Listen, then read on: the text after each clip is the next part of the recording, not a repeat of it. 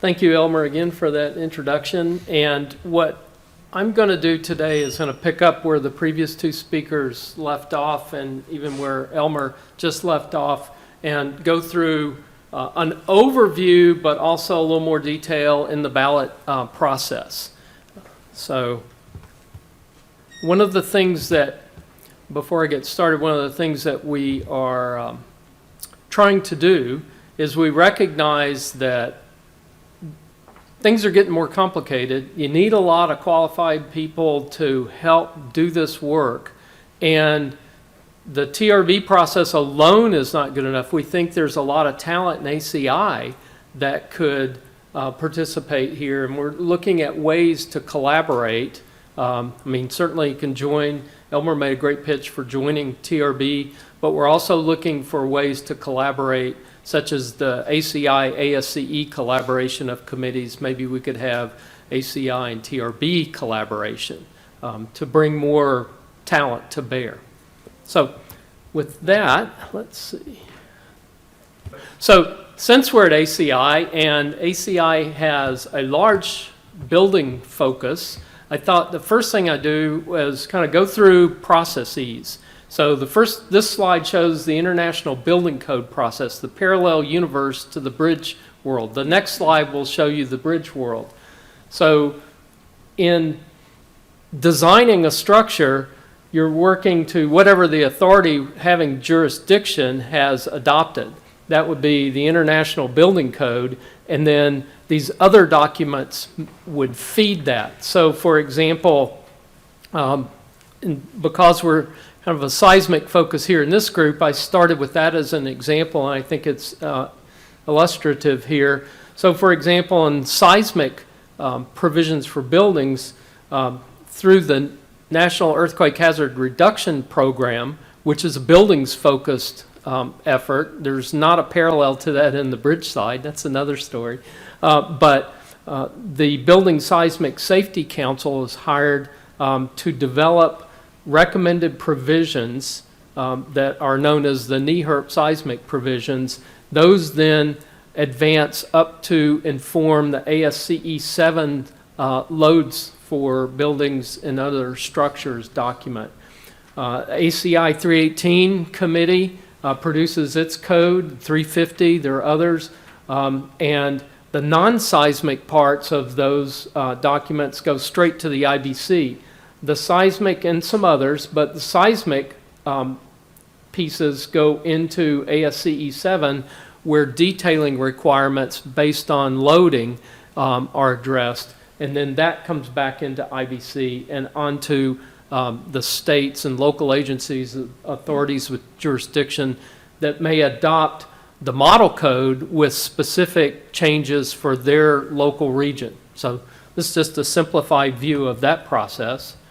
And then if we look at the AASHTO process, and it's not really any more complicated than the IBC process. You see more boxes here. I've just tried to put more detail into this. And we've already talked about a bit of this, Ruth with AASHTO and Monique with TRB. So if we start at the far left, in the upper line, the research needs statements that anyone can propose. And this is where people can get involved. But you, as has been mentioned, you need the support of at least one state. That needs statement goes into the TRB committee. There are a number of standing committees. Those advance within TRB to a subcommittee on research. And this is where things start. It's a competition. This is where things starting to get winnowed down. So there's a certain number of FHWA dollars that are available to help fund some of these research projects. And so in SCORE, your bridge research needs statement may be competing with how to design roundabouts and how to design luminaires and you name it. And so if you come through the SCORE process, then you may advance to an NCHR project level where a problem statement is developed and go out, look for contractors, you have a project. And one of the products, typically a work product of an NCHRP project, is to identify knowledge gaps and provide recommendations for changes in practice, code changes, for example. And from that NCHRP project, you may advance to informing the AASHTO Technical Committee of here's what we found, here's what we're recommending to do, would you like us to write a ballot item? And there's not just that one upper left way to get into this. In certain cases, federal highways may fund work, the states may fund work individually, or pool fund study. I know Elmer just mentioned seismic. Tsunami, for example, is a very localized hazard, and there was a pool fund study to develop tsunami guidelines. So that's an example where a smaller group can then inform this process, and then that advances to the Committee on Bridge and Structures, COBS, and they develop through the technical committee structure that Ruth showed a ballot item that moves on to the full 52 voting members, and it's like one state, one vote sort of thing. So it's, and it's a simple majority. So you go through this vote. If it passes, then the ballot item advances to specification or publication, and then on to, again, authorities having jurisdiction. So the AASHTO code is sort of a national standard that each state will adopt and maybe add various things and put it into their bridge design manual with pieces that sit on top of AASHTO. And so each state kind of can do its own thing there. But AASHTO applies to the entire U.S. I was in a session this morning that was looking at who adopts the International Code Council's IBC. Well, there are some states that don't adopt it. So there's some big white areas on the U.S., not so in bridges. Every state's required to at least meet the AASHTO minimums. So what are we talking about in terms of documents? Some of you may be familiar with this, but some of you may not. And again, I'm using seismic design as an example. There are a bunch of documents out there, so instead of just giving you the numbers, I thought I'd give you some examples. So at the highest level, there are specifications. These are mandatory requirements that you must follow. One example, the LRFD bridge design specifications, which has long had seismic provisions that are force-based, which we now recognize as somewhat outdated. And so that's one specification. A different specification that applies the same and uses force-based design seismically is the movable bridge design specification. So those are mandatory specs that have to be addressed. Now, at one level down from that are guide specifications that are don't sit at the same hierarchy of the specifications. So I think Ruth showed one of these already, the LRFD seismic bridge design, which goes by the handle of the seismic guide spec. Show a little picture of it over here. But this one guide spec is viewed differently in AASHTO. And so it's displacement based, and you don't want mixing and matching of things that are trying to achieve the same outcome. So that guide specification in Chapter 1 of the AASHTO LRFD design specifications is recognized as an equivalent to the force-based method, and you can pick one or the other. So the way it's been applied is a state will say, we're using displacement-based design. Everything in this state will be displacement-based design. So this, in essence, becomes, that guide specification becomes the specification.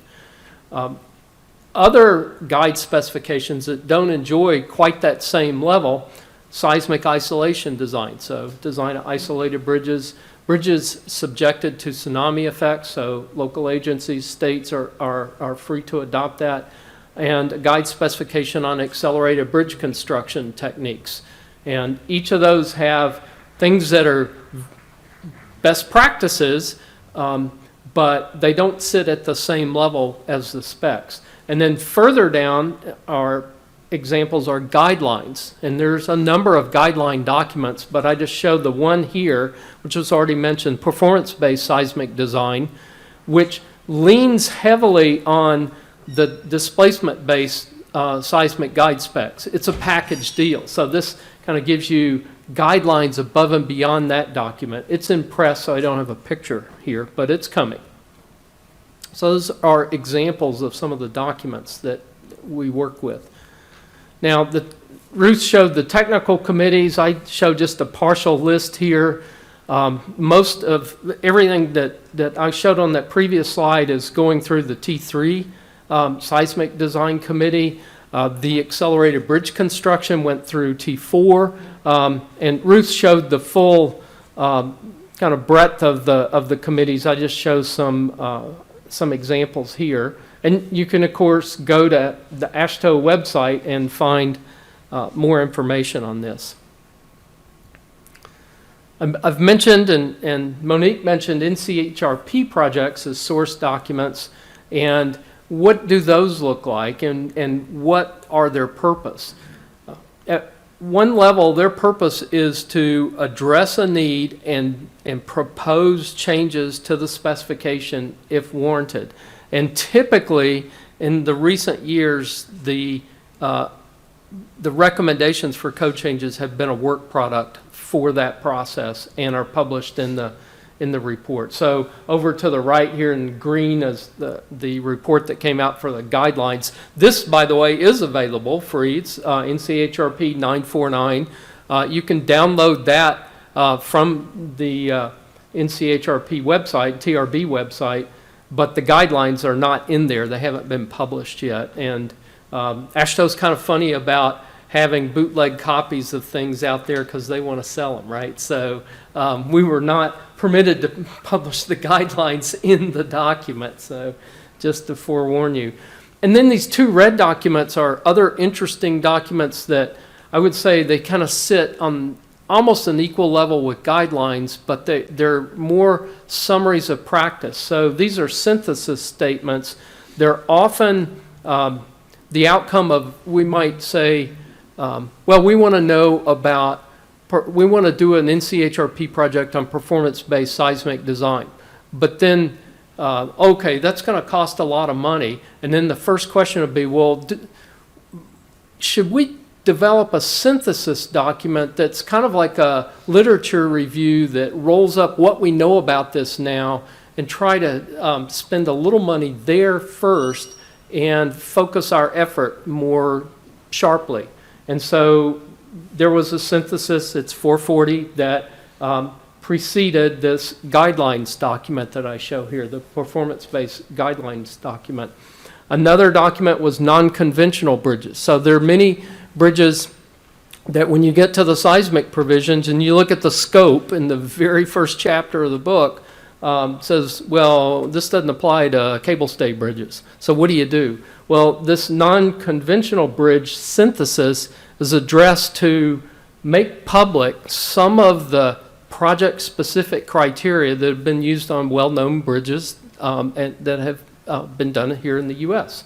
And so that's another example of an NCHRP project and product that you might be involved with. So the kind of stepwise in the ballot item process, and we've kind of talked through this before, but I'll repeat it here, is that you need a ballot item. So this is after we've been through NCHRP, that sort of thing. You want to propose a ballot item. You need the support of a technical committee, at least one, within AASHTO, so like the T3 committee. That committee kind of works on the document, might have friends of the committee like myself answering questions, maybe making a few changes, that sort of thing, and then finally put together a ballot item from that committee for the annual COBS meeting. Then all the states get to review all the ballot items. And so there's typically, say, 4 or 5 months there that they're out on the street and the state DOTs experts are looking at things and they're generating a bunch of questions that come back to the technical committees and come back to the people that put the ballot item together. And so you'll answer those, and then for the annual COBS meeting, there may be continued discussion based on questions that had been raised. And at that point, if you can answer them, some of them are simple, and so you can make changes at that point, and then advance the ballot item to the full AASHTO group, all 50 states. Even there, you can still make small changes, not wholesale, but small tweaks here and there. And once everybody's in agreement, then you can vote on this, and each state has one vote, and it's approval by simple majority. But in that process, often states, and this happens with seismic, for example, there's horse trading, there's politics in this whole process. So there are non-seismic states that don't have a horse in that race.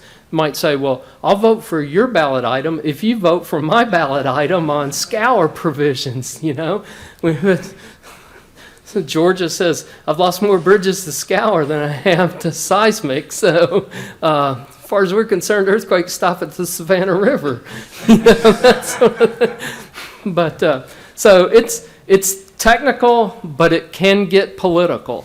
And I'll tell you, we've had ballot items that went down in flames, you know. So, and okay, now we're back to starting over, and maybe we let it lay fallow for a while. So this is very much, it's states' rights, and it's just the way it works. It's politics. It's kind of, it gave me a different perspective of how the federal government works, you know, or vice versa. Oh. And to kind of reflect back now on ACI again, in the December 2022 Concrete International, there was a little piece about the ACI ballot item process. And it's very similar to AASHTO, and you probably can't read this here, as small as it is, but basically a ballot item advances and it has to pass a half, okay, simple majority. If you don't, then you're back to answering all the questions. If it does, then does it pass 2/3?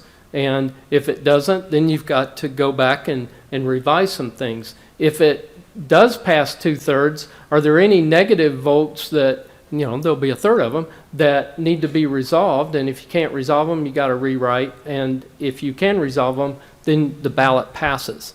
So this is very formalized. I would say that a off-the-cuff version of this exists in the process that I've just outlined with AASHTO, but it's not as formal as ACI. So AASHTO, for example, doesn't work on an ANSI standard consensus process like ACI and ASCE do. But the AASHTO process is pretty, it's a good process, I think, even though it's not all written down quite like this. So a ballot item, what does it look like, and what does it contain? On the right is an actual screenshot of a ballot item, and the key pieces of this, and I know you can't read all this, but the graphic maybe gives you some sense of it. You got to have a subject. What technical committee is putting this forward? Is this a revision to a document? Is it an addition to a document? Or is it a totally new document? What specifications are involved? If we make changes seismically, we might have to change, obviously, both the force-based and the displacement-based specs. So the risk-targeted ground motions that Elmer mentioned, you know, multiple documents are touched. So you got to make sure all those are harmonized.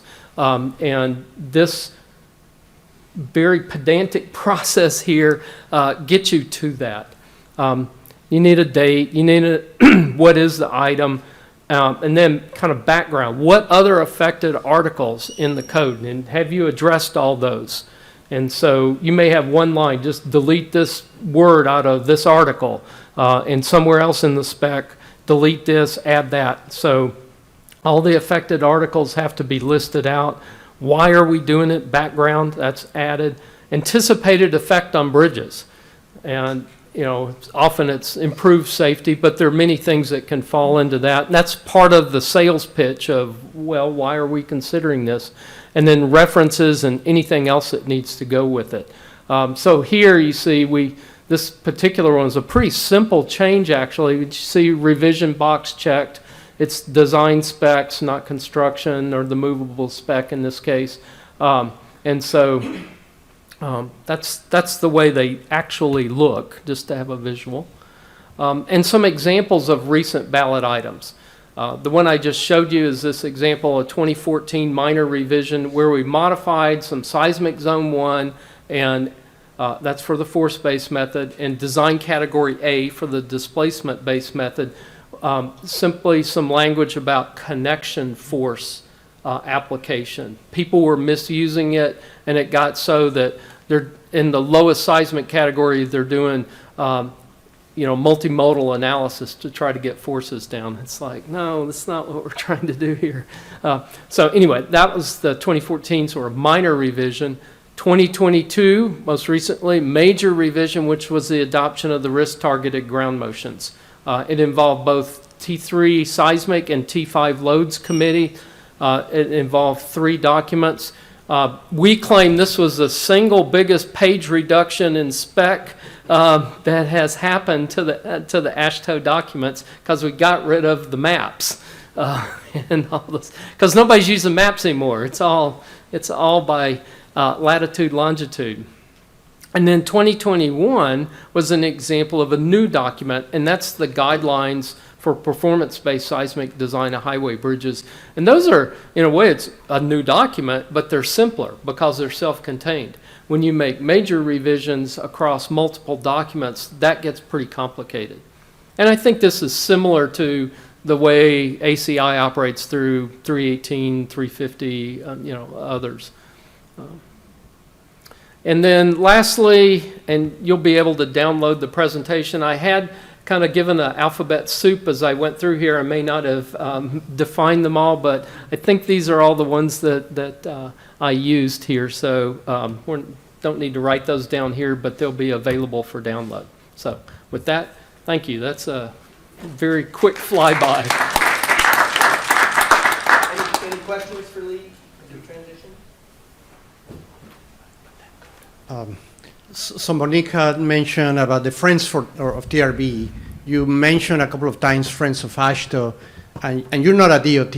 I'm not a DOT employee. So how is that you are in the process? How others can join? And I have gone to some of the AASHTO meetings, and you see people that are not DOT sitting there in the committee and working with the committee and all that. So can you describe briefly? Well, I'll give you, and Elmer just put up the code, so that's a real important, the most important thing you'll see today, right? To get your PDHs. I'll give you my example that I was fortunate enough to be involved with a pretty large NCHRP project. I was asked to join the team to produce some design examples as a consultant.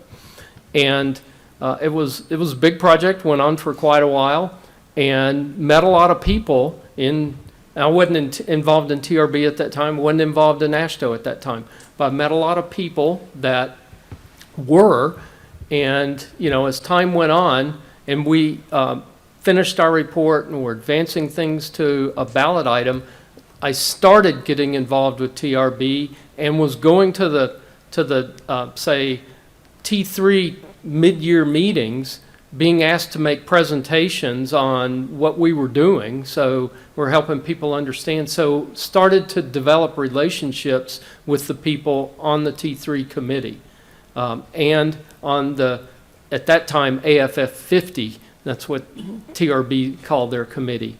And so from that point, I was asked to do more and more things, and I have served as a TRB committee member and timed off, and now I'm officially a friend, and that's a formal thing in TRB. So I stay involved with them. I've subsequently been on teams or just with our firm alone have done some of these NCHRP projects. But I've always been a friend of T3 since those early days, but that's an informal thing. It's like Elmer or his boss at the time, Rich Pratt, would call and go, would you come to our mid-year meeting and tell us about XYZ? And of course, when that sort of thing's going on, you're not going to go, oh, no, I don't think so. Yeah, I'll be there. So that's how you get on. But I also think you don't you don't need to, I think those T3 meetings are open, right? So They are open meetings. You anybody can attend. You can Yes. go. You don't have to be invited. So Lee gave one example, but anybody can go to the T3 meeting. Anybody can go to AKB 50. That's right. So there's not, That's right. it's not closed in any way. And in an informal sense, on both those committees, you show up, you're a friend. You know, if you start contributing, then you're a good friend. So, Yes, so currently AASHTO doesn't have a formalized front of the committee process, but they are looking at it because they see the value in it. And I don't know if you wanted to add anything. Yes, I mean, I do, but it's a great question, because that's really, I think, what a lot of folks are asking is, how do I get to be on an AASHTO committee? And the real and technical answer is you have to be a DOT employee, so go join a DOT. That's not going to be a sufficient answer, and it's not working for AASHTO. We're having a hard time populating committees with sufficiently technically skilled members to identify problems, knowledge gaps, and prepare the ballot item. In the T3 committee, again, this is true for the others as well, we found that we're going to need to bring in outside expertise. So I'm not a member of T3, but my boss was the chair, and so that makes me a de facto member, as he says, okay, I'm committed to do this, and there's no job too hard that you don't delegate to someone else. So, so like Lee, sort of a friend. Hey, write this ballot item, do this, respond to these questions. And for the T3 committee, work makes work. You know, we ask Lee, Ian, Mervyn, maybe people like myself some questions. They respond. You say, how do they get paid? They don't. But they become these friends. Other committees have similar structures, but I think that this process is now being formalized in a restructuring of the AASHTO COBS technical committee membership. So a friend will be a real designation, not just a word that we chose. It seemed as good as anything at the time. In TRB, a friend is a formal member who is a friend of the committee as opposed to a member of the committee. AASHTO is now adopting TRB's model. We're going to have friends that are de facto members of the committee. Lee, Mervyn, Ian Buckle, they're de facto members of the committee. They're non-voting members, but they do a lot of the heavy lifting. Other committees will do the same. So if you're interested in concrete pavement, if you're interested in just reinforced or pre-stressed concrete, that's AASHTO T10, they will now be sort of, I don't want to call it soliciting, that's not quite right, and it's like the friend of TRB. You can be a friend, but if you don't participate, you won't be a good friend, and you probably won't be asked to do anything. But if you're like Ian and Lee and Mervyn, and we say, hey, can you come and talk about this? And they're like, okay. And it's like, you're going to pay for it? No. On the other hand, there's no registration. Well, I guess there's a registration. It's just like ACI. So this is what good friends they are. Lee is here, you know, on his own dime. Well, maybe the company's dime, but somebody's dime. Where the AASHTO, ACI, they're not waiving his requirements. Now, I'm not saying you got to, you know, commit to financial, freedom, or you have to pay to be a friend. That I think will change with this AASHTO friend designation, and it's a forthcoming issue. So there is an avenue to be a de facto member of a committee. My guess is we're looking for practitioners with hands-on experience who know why we do what we do and why what we do is maybe not 100% right. We need academics who have that sort of pinpoint focus on what we should be doing, on the limits of what we're doing. You know, we're working too far outside the range of applicability, those kind of knowledge bases. So. I do believe AASHTO, if you do come present, you do get a free membership. Is that right? Yeah, Good. you get free for that one day. Yeah, so that's good. So that's good. And it's cheaper than ACI. It is. I'll follow on here with what Elmer has said in terms of the composition and the change in the composition with time. Things are getting more complicated. There are not enough of us to go around. So we need more friends. And part of this is we're looking for how can we leverage talent in ACI to help things that are going on in AASHTO on either concrete, seismic, anything related to what ACI does. And then additionally, I'll say, as a consultant, where else can I go hobnob with state bridge engineers from all over the country? It's great marketing, So it's good relationship building. It's sort of what this session is about. There's a great resource in ACI. AASHTO needs resources. I guess volunteered myself to try to make this happen. Can I add one thing, Elmer? So I think the one thing that's a little bit different about seismic is that there's not really a seismic industry, right? Whereas for some of the other committees like steel and concrete, there's definitely industry involvement, maybe not ACI, but certainly PCI, PTI, very active in the AASHTO Yes. committees. Yeah, exactly. And that's a whole discussion to itself. But for example, on the AASHTO T14 Steel Committee, there are a lot of friends who show up to all the meetings. They're industry friends. So And friendly that they host a lot of the meetings. Exactly. so- They sponsor sessions, and they have clear agendas that are, let's say, financial or fabrication preference and so forth. And so there's this fine line you have to walk. Mervyn has no, or Nordley has really no financial benefit to skinnying up a column or anything. They want to find the column that best suits the needs. But if you were in one of these other committees, that may not be the case, and that's part of, I think, what AASHTO's restructuring is trying to do, is want to be friendly, but not too friendly. We still need to retain bias and perspective.